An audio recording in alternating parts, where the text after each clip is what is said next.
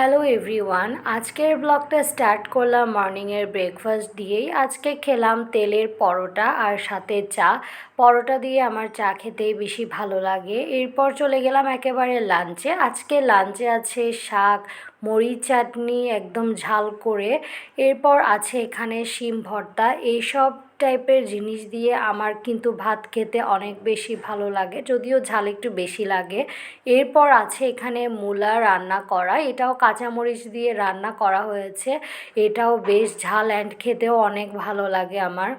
সন্ধ্যায় নাস্তা করলাম এই মজাদার চিকেন রোল দিয়ে। চিকেন রোলটা কিন্তু খেতে আসলেই ভালো।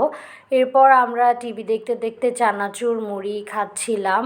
আর রাতের এই অবস্থা দেখে কেউ হাসবেন না, এটা একটা প্লেটেই হচ্ছে আমি আমার সবগুলো তরকারি একটু একটু করে নিয়েছি। যেহেতু আমি রুটি দিয়েই তরকারি খাই, তো আমি সবগুলো একেবারেই তরকারি একটা প্লেটে নিয়ে নিলাম। এখানে কাজি আছে, একটু ভাজি, তার সাথে একটা মাছ আছে, এগুলো দিয়েই খেলাম। এটাই হচ্ছে আজকের ব্লগ। Thanks for watching.